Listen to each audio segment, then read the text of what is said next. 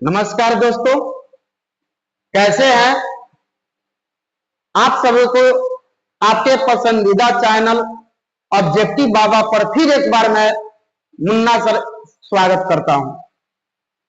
आप लोगों को अगर पिछला वीडियो आप लोग देखे होंगे तो आप लोगों को मैं बताया होगा कि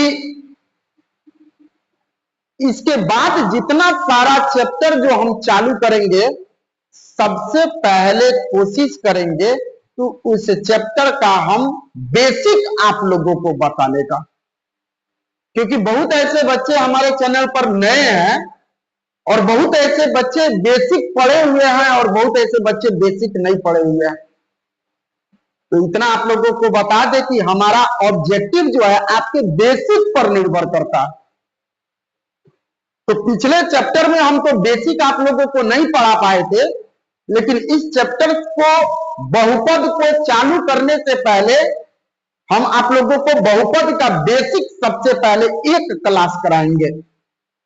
और आप लोगों को सबसे पहला चैप्टर आपका, और वो है वास्तविक संख्या, उसका पूरा ऑब्जेक्टिव मैं पढ़ा चुका हूं, जिसका लिंक आपको इस डिस्क्रिप्शन बॉक्स में आपको दे दिया गया है। अगर अभी तक आप लोग उस वीडियो को नहीं देखे होंगे तो जाकर वहां से देख सकते हैं। फिर से बता दूं कि हम अपने क्लास को सोमवार, मंगलवार, बुधवार मैथ का ऑब्जेक्टिव और बृहस्पतिवार और शुक्रवार साइंस का ऑब्जेक्टिव आप लोगों के सामने लेकर आएंगे। तो इसलिए हम अपने समय को बर्बाद न करते हुए बल्कि हम चलते हैं कि बहुपद पर।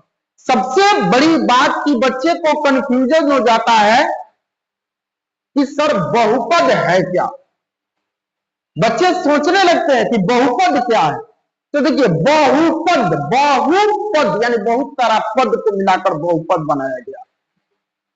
बहुत सारे पदों को मिलाकर बहुपद बनाया गया है। तो आइए देखते हैं। सबसे पहले हम बहुपद को बिल्कुल बेसिक से पढ़ाएंगे बाबू, बिल्कुल शुरू से पढ़ाएंगे, बिल्कुल शुरू से पढ़ाएंगे। तो आप लोगों को बता दे कि बहुपद को दो हिस्से में बांट दिया गया है।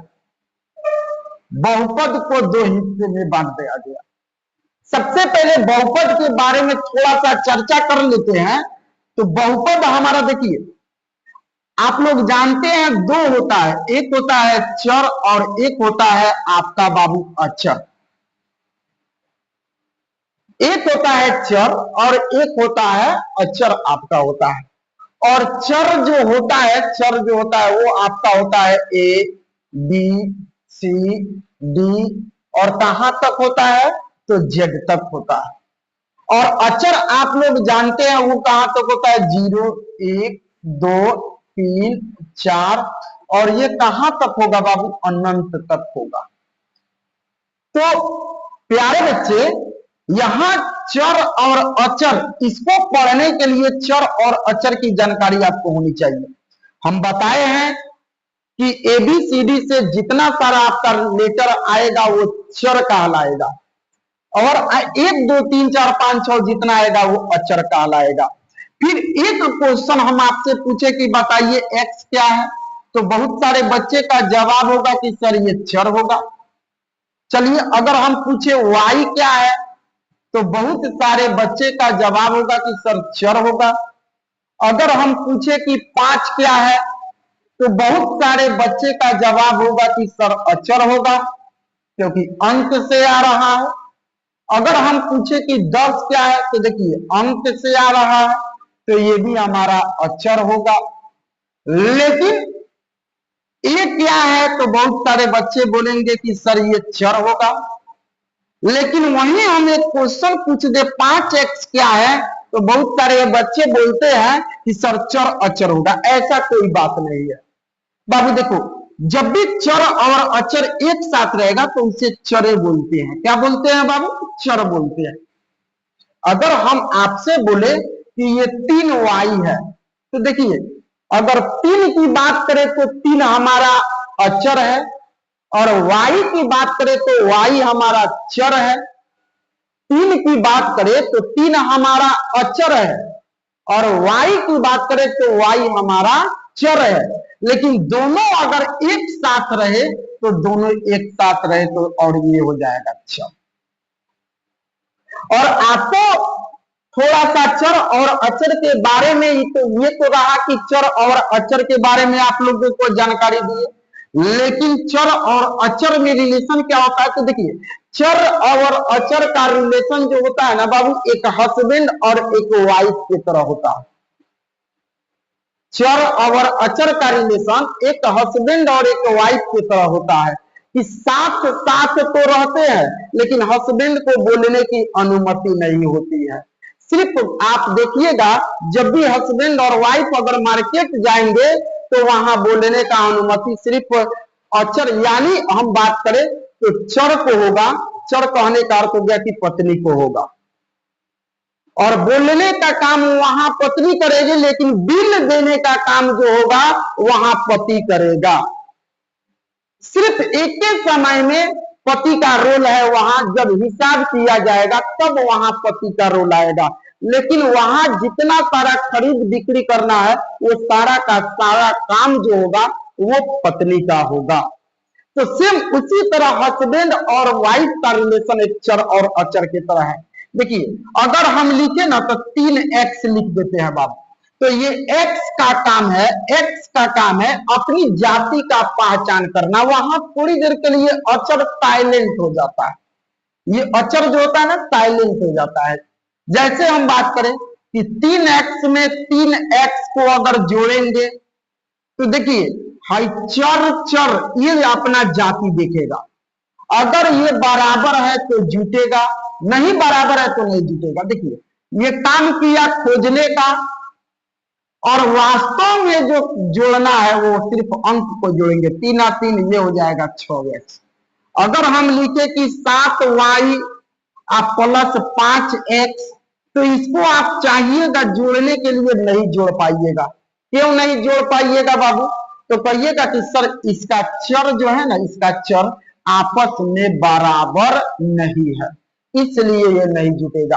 हाँ, अगर इसी जगहिया पर x को हटाकर अगर हम y लिख दे तब दोनों का चर आपस में बराबर हो गया। बच्चों फिर से सुनिएगा, y लिख दे तो दोनों का चर आपस में बराबर हो गया।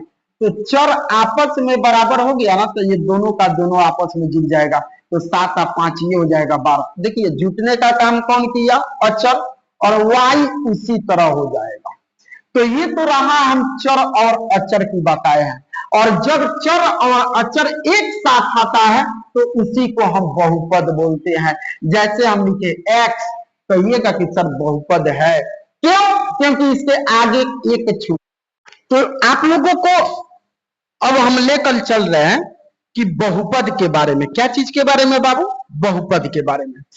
बहुपद को देखा गया ना, तो बहुपद को 2 हिस्से में बांट दिया गया। बहुपद को कितने हिस्से में बांट दिया गया बच्चों? 2 हिस्से में। एक बांटा गया पद को देखकर, और दूसरा बांटा गया आपको घात को देखकर। यानी आपसे पूछा जाए कि बहुपद को, तो बहुपद को 2 हिस्सों में देखकर बांट दिया गया, यानी 2 बातों को देखकर बांट दिया गया। पहला जो बांटा गया वो देखकर बांटा गया पद को, दूसरा जो बांटा गया वो देखकर बांटा गया घात को देखकर बांट दिया गया। चलिए, पद को देखकर बांटा गया ना, तो बाबू पद को देखकर बांटा गया तो इसे 3 भागों में बांट दिया गया। 3 भागों में बांट दिया गया, और पहला को बोल दिया गया कि चलो तुम एक पदी बहुपद रहो, एक पदी बहुपद रहो। दूसरका को देखकर बांटा गया ना, तो बोला गया कि चलो तुम द्विपदी बहुपद रहो, द्विपदी बहुपद रहो, द्विपदी बहुपद रहो। तीसरका को देखकर बांटा गया ना, तो बाबू तब बोला गया कि चलो तुम त्रिपदी बहुपद रहो, त्रिपदी बहुपद रहो, त्रिपदी बहुपद रहो। और घात को देखकर बांटा गया तब भी 3 भागों में बांटा गया। घात को भी 3 भागों में बांट दिया गया बाबू। घात को भी 3 भागों में बांट दिया गया, और पहला का नाम दे दिया गया रैखिक बहुपद, रैखिक बहुपद। दूसरका का नाम दे दिया गया, और वो दे दिया गया द्विघात बहुपद। द्विघात बहुपद, और तीसरा का नाम दे दिया गया और वो दे दिया गया आपका त्रिघात बहुपद। थोड़ा सा ध्यान दीजिएगा, बहुत आसान चीज है। एक पदी बहुपद जिसमें एक गो पद हो, एक गो पद कहने का अर्थ हो गया कि अगर हम लिख दे यहां, अगर हम लिख दे बच्चों केवल 7x, बोलिए इसमें एक गो पद है कि नहीं है? क्योंकि बता दे पद को बांटता है प्लस और माइनस। क्या बांटता है बच्चों? प्लस और माइनस। जितना प्लस माइनस आएगा ना उसको टुकड़ा करते जाएगा। पद को बांटता है प्लस और माइनस। तो याद रखिएगा, इसी में अगर हम प्लस 2 जोड़ दे तो ये एक और एक अलग हो गया, तो ये इसे द्विपदी बहुपद कहेंगे। क्या कहेंगे बाबू हमार? द्विपदी बहुपद कहेंगे। क्या कहेंगे बाबू हमार? इसे द्विपदी बहुपद कहेंगे। थोड़ा सा ध्यान दीजिएगा, लेकिन जब तक अकेला है तब तक एक पदी। जैसे हम लिखे थे कि 7ABCD, देखिए बहुत सारा लिखे हुए हैं, तो इसमें बहुत सारे बच्चे कंफ्यूजन हो जाएंगे कि नहीं सर 1 2 3 4 5 गो है। ऐसा कोई बात नहीं है, क्योंकि पद को बांटता है तो सिर्फ प्लस और माइनस। इसके बीच में कहीं प्लस और माइनस नहीं है। इसके बीच में देख रहे हैं तो कहीं प्लस और माइनस नहीं है। तो प्लस और माइनस अगर नहीं है तो ये एक पदी ही कहलाएगा, ये एक पदी ही कहलाएगा। जैसे अगर हम लिख दे केवल x, केवल x एगो है तो एक पदी। अगर हम लिख दे यहां 7x माइनस 3y, तो इसे हम लोग कहेंगे द्विपदी कहेंगे। क्या कहेंगे बाबू कुमार? द्विपदी, क्योंकि एक का एक दो है। लेकिन हम एक पदी बहुपद पढ़ रहे हैं, तो याद रखिएगा जिसमें एक गो पद हो। चलिए ये हो गया। द्विपदी जिसमें दो गो पद हो, जैसे हम लिख दे 3x² माइनस 2।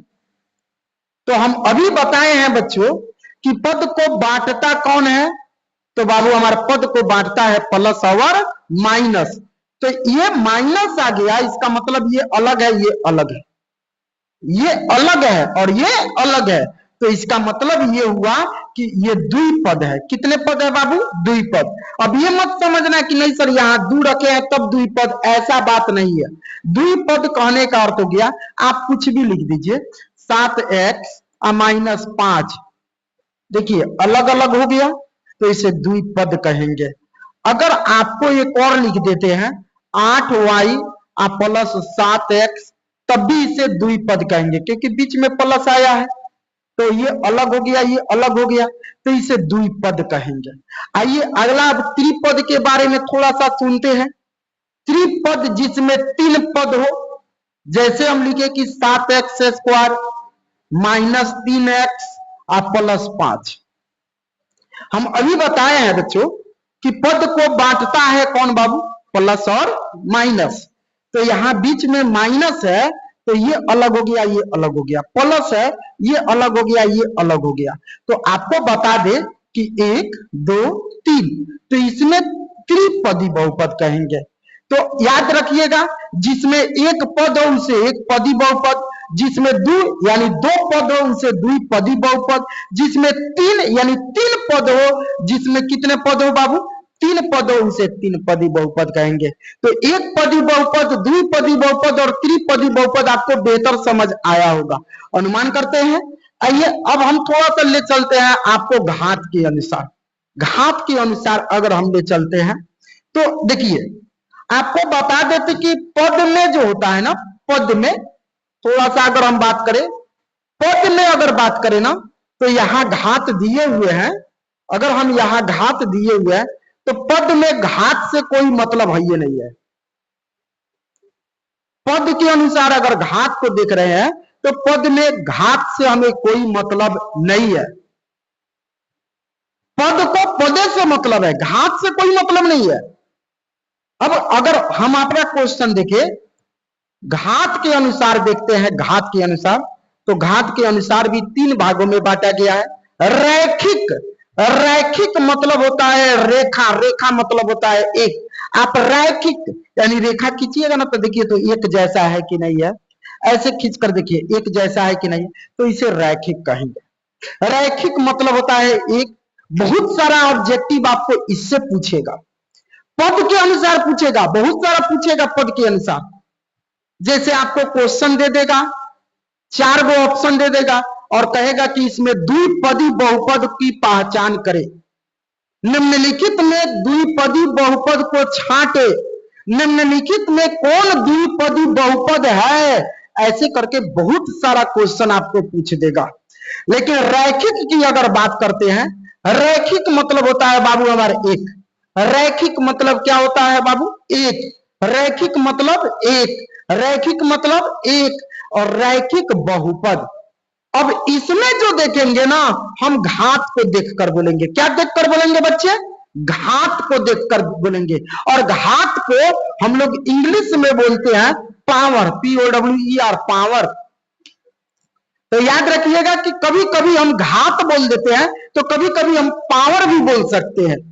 तो ये हमारा लैंग्वेज जो है बहुत ऐसी बातों को हिंदी न बोलकर बल्कि इंग्लिश बोलना पसंद करता है। आमतौर पर आप लोग भी जब चर्चा कर रहे होंगे, बात कर रहे होंगे, तो देखिएगा कि जब भी चर्चा कर रहे होंगे, जब भी बात कर रहे होंगे, तो कुछ ऐसी बात जो होती है जो आप लोगों के लैंग्वेज में इंग्लिश आ जाती है, क्योंकि बार बार आप उसे इंग्लिश में बोलना पसंद करते हैं, हिंदी में नहीं बोलना पसंद करते हैं। सेम उसी तरह हम लोग घात न कहकर बल्कि पावर कहते हैं। तो रैखिक मतलब एक, रैखिक मतलब जिसका घात एक हो। जैसे बाबू हम लिख दिए केवल x, 7x, इस पर घात कुछ नहीं दिए हैं। घात कहने का अर्थ हो गया कि पावर कुछ नहीं दिए हैं। और हम जानते हैं किसी भी संख्या का पावर एक छुपा रहता है। अगर वहां पावर नहीं है, अगर वहां पावर नहीं है, हम नहीं दिए हैं, हमारे क्वेश्चन में नहीं है, तो याद रखिएगा वहां छुपा हुआ है एक, और एक है तो इसे हम रैखिक घात बोलेंगे। क्या बोलेंगे बाबू हमारे? इसे हम रैखिक घात बोलेंगे। अगर हम लिख दे यहां केवल y, तो y बोलेंगे तो इसका घात एक है, तो इसे रैखिक घात बोलेंगे। और रैखिक घात है, द्विघात किसे कहेंगे? एक बात और आपको समझा दे, इसमें बहुत सारा क्वेश्चन दे दिए, जैसे 7x + 5 दे दिए। आपसे पूछा जाए कि इसका ये कौन बहुपद है, तो कहिएगा घात के अनुसार अगर पूछा जाए ना, तो घात एक है। भले पद दो गो है, पद के अनुसार नहीं पूछे हैं, घात के अनुसार पढ़ रहे हैं। अगर पद के अनुसार पढ़ते तो कहते कि जो दो गो है तो द्विपदी बहुपद बोलते बच्चे। कौन से बोलते? द्विपदी बहुपद बोलते। लेकिन यहां पद के अनुसार नहीं बोले हैं। पद के अनुसार गिने तो एक एक द्विपदी बहुपद है, लेकिन हम यहाँ पद के अनुसार नहीं बोले हैं, हमको घात देखना है। इस पर भी एके है, इस पर भी एके है, तो ये रैखिक घात होगा, इसे रैखिक घात बहुपद बोलेंगे। द्विघात किसे बोलेंगे बाबू? द्विघात नाम में ही छुपा हुआ है, द्विघात। द्विघात, द्वि मतलब होता है दो, द्वि मतलब होता है दो, और घात जिसका घात दो है, जिसका घात कितना हो बाबू हमारा? दो। अगर हम द्विघात की बात कर दे, जैसे हम लिख दे 7x², 7x², देखिए भले पद लिखे हैं एक गो पद है, लेकिन पद से हमको मतलब नहीं है। इसका घात देखिए 2 है, घात देखिए सबसे ज्यादा 2 है, तो इसे द्विघात बहुपद बोलेंगे। एक और हम क्वेश्चन लिख रहे हैं, 5x² - 3x + 5। बाबू हमारे देखो तो, अगर क्वेश्चन में पद के अनुसार पूछे तो 1 2 3, ये त्रिपदी बहुपद है। लेकिन घात के अनुसार पूछे तो घात 2 है, इसे द्विघात बहुपद बोलेंगे। तो घात के अनुसार अगर देखिएगा तो पावर को देखकर बोलिएगा। त्रिघात बहुपद, त्रिघात, त्रिघात कहने का अर्थ हो गया कि जिस बहुपद का घात सबसे ज्यादा घात 3 हो। जैसे एक क्वेश्चन लिख दे रहे हैं, यहां 7x का पावर 3, देखिए भले पद एक गो है बाबू, पद को गो है? एगो। अगर हम बात करें कि पद एगो है लेकिन घात देखा जाए तो घात 3 है, तो इसे त्रिघात बहुपद बोलेंगे, त्रिघात बहुपद बोलेंगे। आपको एक और क्वेश्चन लिख देते हैं कि जैसे हम लिखे कि 5x का पावर 3 अब प्लस हो जाएगा 7x स्क्वायर माइनस 3x अब प्लस 2। देखिए तो बहुत लंबा गया है, लेकिन हमको लंबा से कोई मतलब नहीं है, हमको घात देखना है। तो अगर घात की बात करें तो सबसे ज्यादा घात 3 है, सबसे ज्यादा घात 3। यहां भी घात है 2, यहां भी एक छुपा है, यहां भी एक छुपा है, यहां 1 है, यहां 2 है, यहां 3 है, लेकिन सबसे ज्यादा 3 है। तो इसलिए इसे हम लोग त्रिघात बहुपद बोलेंगे। इसे क्या बोलेंगे बाबू हम? त्रिघात बहुपद बोलेंगे। तो हमको अनुमान है कि जो हमको आपको लोगों को घात के अनुसार भी आप लोगों को बेहतर समझ आया होगा। लेकिन अब रहा बात कि घात में अगर देखिएगा तो रैखिक में 1 है, तो इसमें घात 1 है, तो याद रखिएगा कि बाबू हमार इसमें शून्यकों की संख्या 1 होगी। अब बहुत सारे बच्चे का ये आएगा कि सर शून्यक किसे कहते हैं? तो आपके क्वेश्चन में जो भी चर मान दिया होगा, जो भी चर मान दिया हो, चाहे वह x हो, चाहे y हो, चाहे कुछ भी हो, जो भी चर मान दिया हो, उस चर मान का जो वैल्यू निकलेगा, जो मान निकलेगा, उसी को शून्यक बोलते हैं। तो अगर रैखिक बहुपद हो, रैखिक में 1 है, अगर हम बात करें तो 1 है, तो इसमें शून्यकों की संख्या जो होगी, इसमें शून्यकों की संख्या जो होगी, शून्यकों की संख्या 1 होगी। क्वेश्चन पूछता है ऑब्जेक्टिव, रैखिक बहुपद में शून्यकों की संख्या कितनी होगी? तो रैखिक बहुपद में शून्यकों की संख्या 1 होगी। अगर हम बात कर दे द्विघात, तो घात कितना बाबू? 2। तो ये याद रखना है कि जितना घात आपका होगा उतना ही शून्यकों की संख्या जाएगा। अगर शून्यकों की संख्या की चर्चा कर दे, तो शून्यकों की संख्या की चर्चा कर दे, तो सबसे ज्यादा घात जितना होगा, जितना घात होगा, इसमें x या y का वैल्यू यानी शून्यकों की संख्या उतना ही आएगा। जैसे द्विघात बहुपद में जैसे हम लिख दे 3x स्क्वायर अब प्लस 2x अब प्लस 5, तो इसमें सबसे ज्यादा घात 2 है, तो याद रखिएगा कि इसमें शून्यकों की संख्या जो होगी वो 2 होगी।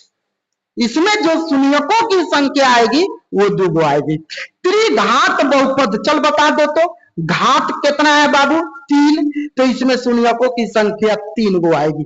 खैर फिर से हम एक बार द्विघात, ये एक पदी, द्विपदी और त्रिपदी को उतना सारा चर्चा तो हमको नहीं करना है, उतना सारे बारे में तो उसके बारे में चर्चा नहीं करना है।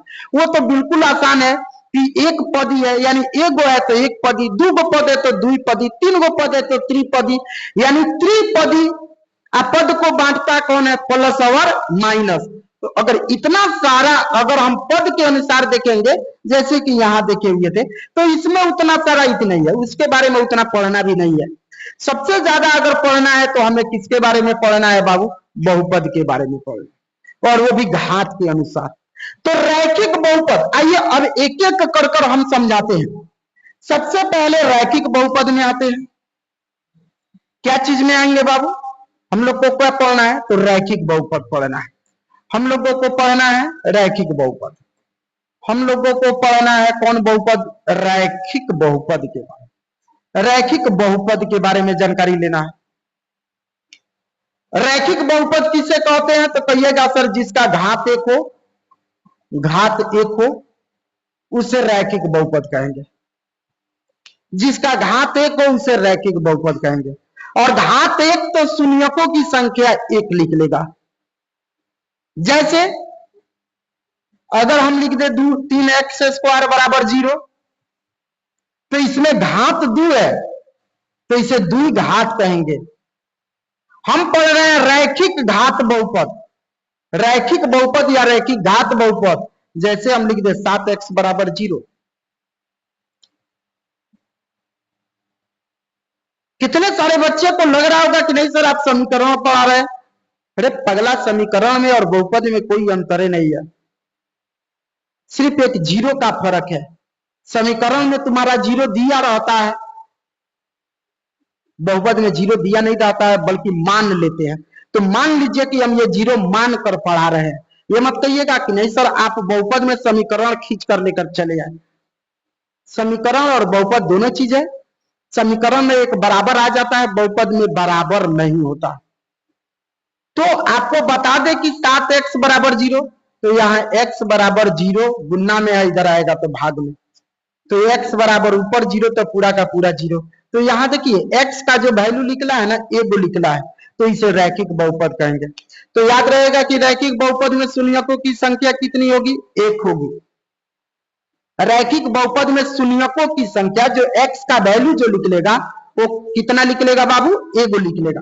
जैसे एग्जांपल में एक और आपको बता दे कि 7x बराबर 14 मान लेते हैं, गुना में इधर आएगा तो भाग में, तो x बराबर ये हो गया 7, गुना में है भाग में, 7 दूना 14, x का वैल्यू कितना हो गया बाबू हमारा, 2 हो गया। तो यहाँ x का मान जो निकला है 1 निकला है, तो इसलिए इसे रैखिक बहुपद कहेंगे। तो रैखिक बहुपद के बारे में भी उतना डिस्कस नहीं करना था, हमें करना था किस बहुपद के, तो द्विघात के बारे में, द्विघात बहुपद के बारे में, द्विघात बहुपद के बारे में। अब द्विघात बहुपद क्या होगा बाबू, जिसका घात 2 हो, जिसका घात 2 हो उसे हम लोग द्विघात बहुपद कहते हैं। आइए सबसे ज्यादा हम लोगों को पढ़ना है तो इसी के बारे में पढ़ना है, द्विघात बहुपद के बारे में।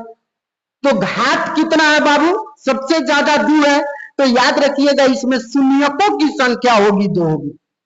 इसमें जो शून्यकों की संख्या होगी, इसमें शून्यकों की संख्या होगी, शून्यकों की संख्या जो होगी वो कितना होगी, 2 होगी।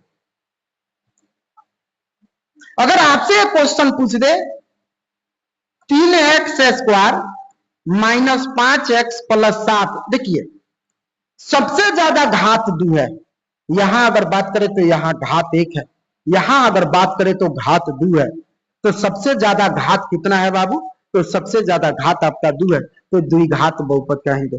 और सबसे ज्यादा घात 2 है तो द्विघात बहुपद, और द्विघात बहुपद में शून्यकों की संख्या कितनी होती है, तो याद रखिएगा कि द्विघात बहुपद में शून्यकों की संख्या जो होगी वो कितना होगी, 2 होगी। कितना होगा बाबू हमारा, 2 होगा। तो याद रखिएगा शून्यकों की संख्या अगर 2 होगा तो शून्यकों की संख्या कहने का अर्थ गया कि अभी हम 3x² माइनस 5x प्लस 7 बराबर 0, तो शून्य का कहने का अर्थ गया कि इसमें जो चर मान जो दिया है हमारा, जो चर मान दिया है ना x, इसमें चर मान यानी x का वैल्यू जो निकलेगा वो 2 निकलेगा। जैसे आपको बता दे एक इजी क्वेश्चन, बिल्कुल इजी क्वेश्चन लिख रहे हैं, जैसे हम लिख दे यहां 9x² माइनस 16 बराबर 0, माइनस में है इधर आएगा तो प्लस में, तो 9x² बराबर 16, 9 गुना में है इधर आएगा तो भाग में, x बराबर 16/9, यहां से स्क्वायर हटाएंगे तो रूट बैठेगा, तो x बराबर ये हो गया √16/9। तो x बराबर देखिए यहां से स्क्वायर जब भी हटेगा तो ये प्लस माइनस दोनों लेकर जाएगा। द्विघात बहुपद में ये भी आपको ध्यान रखना पड़ेगा कि स्क्वायर हटाएंगे जब भी रूट बैठाएंगे ना तो ये प्लस और माइनस दोनों लेकर बैठेगा। तो ये हो गया प्लस माइनस, 16 का वर्गमूल 4 और 9 का वर्गमूल 3। तो आपको यहां देखने में लग रहा होगा कि x का मान 2 निकला है, एक बार निकला है प्लस 4/3। देखिए बाबू यहां प्लस में भी है और माइनस में भी है, तो एक बार निकला है तुम्हारा प्लस 4/3, एक बार ये हुआ और फिर एक बार हो गया तुम्हारा माइनस 4/3। तो यहां अगर बात करें तो आपसे पूछा जाए तो कहिएगा कि सर x का वैल्यू जो निकला है ना 2 निकला है, देखना एगो यह निकल गया, एगो यह निकल गया। तो x का वैल्यू अगर यहां x के जगह पर y रहता ना तो यहां y का जो वैल्यू निकलता तब भी 2 निकलता। और जितना वैल्यू जो निकलेगा उसी को शून्यक बोलेंगे। तो याद रखिएगा द्विघात बहुपद में शून्यकों की संख्या 2 होती है। अब 2 होती है तो दोनों शून्यक को नोट करते हैं। फिर से सुनिए, दोनों शून्यक को नोट करते हैं बाबू। एक शून्यक को नोट करते हैं अल्फा और एक शून्यक को नोट करते हैं बीटा। द्विघात बहुपद में 2 शून्यक होता है। द्विघात बहुपद में द्विघात बहुपद में 2 शून्यक होता है। 2 शून्यक को एक को नोट करते हैं अल्फा और एक को नोट करते हैं बीटा। तो और द्विघात बहुपद में सबसे पहले शून्यकों का योगफल, अगर बात करें शून्यकों का योगफल, तो द्विघात बहुपद में शून्यक को क्या चीज से नोट करते हैं बाबू? अल्फा और बीटा। अल्फा और बीटा, तो दोनों, एगो को अल्फा एगो को बीटा, तो दोनों का योगफल याद रखिएगा। अल्फा प्लस बीटा इसका फॉर्मूला होता है। और इसका क्या फॉर्मूला होता है बाबू? माइनस बी बट्टा ए। याद रखिएगा द्विघात बहुपद में शून्यकों के योगफल का फॉर्मूला होता है माइनस बी बट्टा ए। एक ये फॉर्मूला होगा, कॉपी लेकर बैठिएगा, सारे फॉर्मूला को लिख लीजिएगा, क्योंकि जब ऑब्जेक्टिव पढ़ाना चालू करेंगे तो ये सारी की जरूरत आपको पड़ेगी। एक तो हो गया शून्यकों का योगफल, क्योंकि शून्यक को नोट करते हैं अल्फा और बीटा से, तो एगो अल्फा एगो बीटा, तो ये हो गया शून्यकों का योगफल। एक हो गया आपका शून्यकों का गुणनफल। आइए, शून्यकों के गुणनफल यानी अल्फा इंटू बीटा, शून्यक के गुणनफल अल्फा इंटू बीटा, इसका फॉर्मूला होता है सी बट्टा ए। थोड़ा सा हम चर्चा करेंगे कि एबीसी पर। ये क्या है? तो देखिए, ये अगर हमारा द्विघात बहुपद, द्विघात बहुपद कहने का अर्थ क्या? ये होता है A X square plus B X plus C के रूप में होता है। अब यहां चिन्ह के जगह पर आपको प्लस माइनस कुछ भी हो जाएगा। चिन्ह के जगह पर प्लस और माइनस कुछ भी हो जाएगा। तो एक्स स्क्वायर के गुणांक को ए बोलते हैं, एक्स के गुणांक को बी बोलते हैं और अचर मान को सी बोलते हैं। एक्स स्क्वायर का गुणांक, एक्स स्क्वायर का गुणांक, एक्स स्क्वायर का गुणांक बाबू हमारा कितना कहलाएगा? ए। एक्स का गुणांक, एक्स का गुणांक और एक्स का गुणांक केवल एक्स, एक्स का गुणांक हमारा बी कहलाएगा।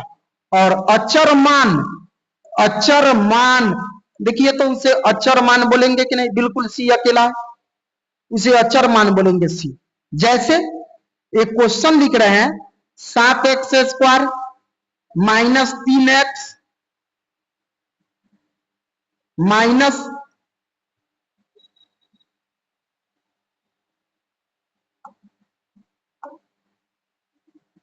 जैसे हम लिख दे यहां 7x square minus 3x plus 5 लिख देते हैं। तो देखिए एक्स स्क्वायर के गुणांक को ए बोलते हैं। एक्स स्क्वायर के गुणांक को क्या बोलेंगे बाबू? ए। एक्स स्क्वायर के गुणांक को ए आपका 7 हो गया। एक्स के गुणांक को बी बोलेंगे, बी आपका माइनस 3 हो गया। और सी आपका हो जाएगा 5, सी आपका हो जाएगा 5। ये आपका ए हो जाएगा, ये आपका बी हो जाएगा और ये हो जाएगा सी हो जाएगा। थोड़ा सा ध्यान दे देते हैं और क्वेश्चन पे। जैसे कि अगर आपको क्वेश्चन दिया रहे 5x स्क्वायर माइनस 3, देखिए ये हमारा द्विघात बहुपद तो है, लेकिन पूर्ण रूप में नहीं है बाबू, पूरा पूरा नहीं है। ये हमारा पूरा पूरा है ही नहीं है। इसको कैसे करेंगे? सबसे पहले क्वेश्चन से जाएंगे। यहां 5x स्क्वायर का 5x स्क्वायर, अब इसमें देखिए एक्स स्क्वायर तो है लेकिन एक्स नहीं है, क्योंकि द्विघात बहुपद जो होना चाहिए हमारा, वो द्विघात बहुपद A X square plus B X plus C के रूप में होना चाहिए। और यहां देखिए ए एक्स स्क्वायर है लेकिन बी एक्स इसमें नहीं है, तो dx नहीं है, तो dx अगर नहीं है तो उसके लिए आप क्या करिएगा, आप अपने तरफ से बनाइएगा। तो इसको बनाने के लिए 0 इंटू एक्स, क्योंकि 0 में x से गुना करिएगा तो आपका 0 ही आएगा। -3 है तो ये हो गया -3। तो देखिए तो आ गया। अब एक्स स्क्वायर के गुणांक को ये बोल दीजिए 5। बी आपका कितना है बाबू, बी 0। सी आपका कितना है, सी -3। तो ए बी सी यहां से उठाते हैं। तो याद रखिएगा alpha plus beta minus B बट्टा A, alpha into beta C बट्टा ए। अब देखिएगा इसमें क्वेश्चन पूछ देता है कि द्विघात बहुपद का सूत्र है। तो द्विघात बहुपद का सूत्र होता है, वो होता है आपका X square minus X into शून्यकों का योगफल यानी alpha plus beta. X square minus X into alpha plus beta यानी X square minus X into शून्यकों का योगफल प्लस शून्यकों का गुणनफल यानी अल्फा इंटू बीटा। बिल्कुल आसान फॉर्मूला है, द्विघात बहुपद का। X square minus X into alpha plus alpha into beta. देखिए X square minus X into alpha plus beta plus हो जाएगा अल्फा इंटू बीटा। तो ये आपका द्विघात बहुपद से है। सबसे ज्यादा आपको कहीं ना कहीं मेहनत करना पड़ेगा बाबू, तो इसी पर मेहनत करना पड़ेगा। किसको ए बोलेंगे, किसको बी बोलेंगे, किसको सी बोलेंगे। तो यहां ध्यान दीजिएगा, फिर से एक बार लेकर चलते हैं हम कि अगर हम आपको लिख दे कि 5x स्क्वायर, अब चलिए x नहीं लिखेंगे, 5y square minus 3y plus 7, ऐसे क्वेश्चन है तो बता दो y स्क्वायर के गुणांक को a बोलेंगे। यानी आपसे पूछा जाए a कितना है तो बाबू a हमारा 5 है। b कितना है, b तो कहिएगा कि b हमारा -3 है। c कितना है बाबू हमारा, तो c हमारा कितना है 7। तो ये रहा आपका फॉर्मूला द्विघात बहुपद का। त्रिघात बहुपद में चलेंगे, आइए त्रिघात बहुपद में चलेंगे।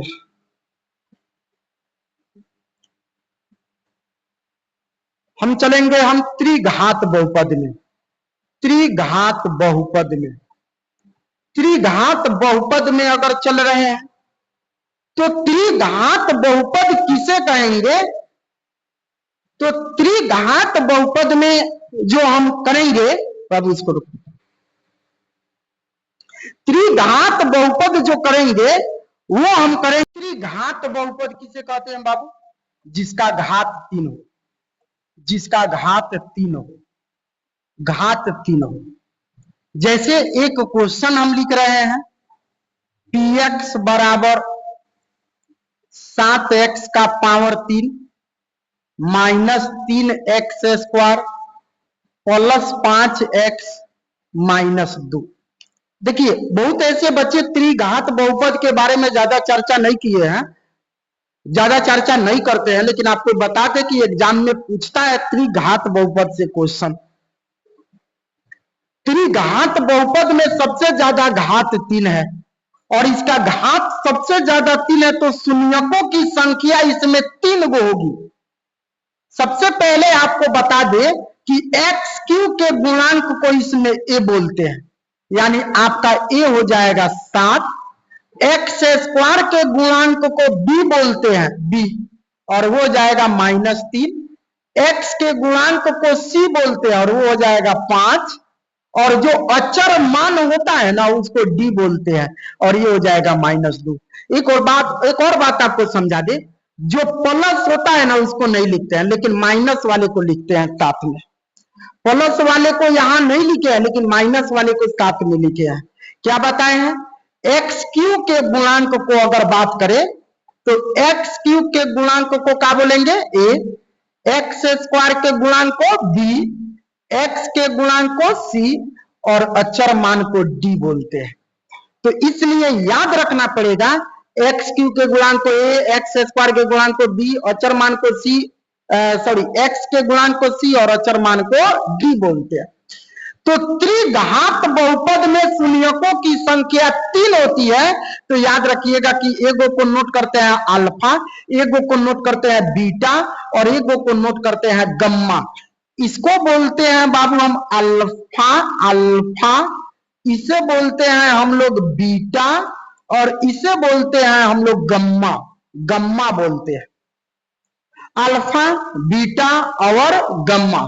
त्रिघात बहुपद में शून्यकों की संख्या जो होती है 3 गो होती है और एगो को अल्फा बोलते हैं, एगो को बीटा बोलते हैं, एगो को गम्मा बोलेंगे। यानी इसमें शून्यक यानी एक्स का जो वैल्यू आएगा वो 3 गो आएगा। तो सेम उसी तरह भी होता है शून्यकों की संख्या में। पहले हमें निकालना है शून्यकों का योगफल, शून्यकों का योगफल यानी alpha plus beta plus gamma. बोलिए इसमें 3 गो है, alpha plus beta plus gamma और इसका फॉर्मूला सेम उसी तरह। वहां शून्यकों का योगफल था बाबू माइनस बी बट्टा ए, यहां भी शून्यकों का योगफल का फॉर्मूला हो जाएगा माइनस बी बट्टा ए। यहां भी आपका वही फॉर्मूला हो जाएगा माइनस बी बट्टा ए। वहां निकाले थे शून्यकों का गुणनफल, यहां दो दो शून्यकों को एक साथ लेकर उनके गुणनफलों का योगफल निकालना है। जैसे मान लीजिए 3 है, अल्फा बीटा गम्मा, तो दो दो शून्यक एक साथ लेना है, अल्फा के साथ बीटा, फिर बीटा गम्मा, फिर गम्मा अल्फा। क्या बताया है फिर से सुनिए, अल्फा के साथ बीटा यानी अल्फा बीटा दो दो लीजिएगा तो अल्फा बीटा गम्मा है, अल्फा बीटा गम्मा है, अल्फा बीटा गम्मा है, तो अल्फा बीटा फिर बीटा गम्मा फिर गम्मा अल्फा, और दो दो शून्यकों को एक साथ लेकर इनके गुणनफलों का योगफल बोलते हैं। तो बोलो दो शून्यकों को एक साथ लीजिएगा तो alpha into beta plus beta into gamma plus gamma into alpha, और इसका फॉर्मूला जो होता है वहां था सी बट्टा ए, यहां भी आपका सी बट्टा ए। बिल्कुल आसान है, आपको ध्यान रखना है, बिल्कुल आसान है। तीसरा आप लोगों को शून्यकों का गुणनफल यानी शून्यकों का गुणनफल यानी alpha into beta into gamma, और इसका फॉर्मूला होता है बाबू माइनस डी बट्टा ए। तो ये इसमें का तीनों फॉर्मूला आपको याद कर लेना होगा। पहला है शून्यकों का योगफल माइनस बी बट्टा ए, दो शून्यकों को एक साथ लेकर उनके गुणनफलों का योगफल सी बट्टा ए, और शून्यकों का गुणनफल माइनस डी बट्टा ए। ये तीनों को आपको रखना पड़ेगा। त्रिघात बहुपद निकालने का फॉर्मूला होता है, त्रिघात बहुपद निकालने का फॉर्मूला होता है। अगर आपको बोला जाए त्रिघात बहुपद निकालने का फॉर्मूला होता है, तो त्रिघात बहुपद के निकालने का फॉर्मूला होता है और वो होता है आपका एक्स क्यू, क्योंकि त्रिघात बहुपद में एक्स क्यू। यहां देखिए आपको करना क्या है, अपने बिना रट्टा मारे लिखना है फॉर्मूला। यहां प्लस है तो प्लस के बाद माइनस लिख दीजिएगा, और ये हो जाएगा एक्स स्क्वायर इंटू, क्योंकि पावर 3 के बाद 2 होगा, पहला रख दीजिए। पहला रखने का अर्थ हो गया कि alpha plus beta plus gamma, फिर प्लस के बाद माइनस, तो माइनस के बाद फिर प्लस, एक्स स्क्वायर के बाद क्या रखेंगे बाबू एक्स, और इसको रख दीजिए, इसको यानी alpha into beta plus beta into gamma plus sorry alpha into beta plus plus beta into gamma plus gamma into alpha, फिर प्लस माइनस प्लस फिर माइनस, शून्यकों का गुणनफल alpha into beta into gamma. देखिए अगर ध्यान से देखिएगा ना तो कोई फॉर्मूला इसमें रट्टा मारने वाला नहीं है, सारा का सारा फॉर्मूला आपको याद करना ही नहीं है, बिल्कुल दिमाग लगाइएगा, सारा फॉर्मूला याद हो जाएगा। तो ये अभी हम चर्चा कर रहे थे त्रिघात बहुपद का, अब हमको लास्ट चर्चा करना है, लास्ट टॉपिक पर चर्चा करना है, मात्र एक टॉपिक है और वो टॉपिक है, ये सारी टॉपिक पढ़ने के बाद आपको देखिएगा आपका मैथ कितना आसान हो जाएगा। अब लास्ट में टॉपिक पढ़ना है और वो पढ़ना है, उस टॉपिक का नाम है विवेचक। विवेचक विवेचक विवेचक बोलते हैं या विवेक्टर बोलते हैं। क्या बोलेंगे बाबू? विवेक्टर। विवेचक बोले तब या विवेक्टर बोले तब। विवेचक याद रखिएगा कि विवेचक को नोट करते हैं बड़ा डी से, और विवेचक जो काम करेगा वो द्विघात बहुपद पर काम करेगा। विवेचक जो काम करता है वो द्विघात बहुपद पर काम करता है। एक बार और लिखते हैं, द्विघात बहुपद जैसे कि हम लिख देते हैं, मान लीजिए कि 7x² -3x प्लस 2 है। तो द्विघात बहुपद अगर लिखे तो यहां बताइए, a x² के गुणांक को a बोलते हैं, ये आपका a b c। तो a हो जाएगा 7, b हो जाएगा बाबू हमारा, b हो जाएगा -3 और c हो जाएगा आपका 2। a b c हो गया। तो विवेक्टर का फॉर्मूला होता है, यानी d का फॉर्मूला होता है, और d का फॉर्मूला होता है वो होता है बाबू b² -4ac। याद रखिएगा, विवेक्टर का फॉर्मूला होता है, यानी विवेचक का फॉर्मूला होता है। विवेचक को नोट करते हैं d से, और d का फॉर्मूला b² -4ac। b अगर b को हल करिएगा तो -3 का स्क्वायर, 4 गुना a का मान दिया है 7 और c का मान दिया है 2। -3 का स्क्वायर करेंगे तो ये हो जाएगा +9, 4 गुना 8, 8 7 56। घटाइएगा तो 16 में से 9 घट गया 4 और 7 का 7 47, -47 आपका विवेचक हुआ। लेकिन विवेचक आपको 3 टाइप से आएगा। विवेचक यानी d का वैल्यू आपको 3 टाइप से आएगा। थोड़ा सा और आपका है, विवेचक का वैल्यू आपका 3 टाइप से आएगा। पहला क्या आएगा बाबू, आपको बता देते हैं कि d का जो वैल्यू आएगा, d का मान जो आएगा, या तो वो 0 से d का वैल्यू 0 से या तो बड़ा होगा। d का वैल्यू जो होगा ना, यानी d का मान 0 से बड़ा होगा, और 0 से बड़ा होगा ना, तो याद रखिएगा ये वास्तविक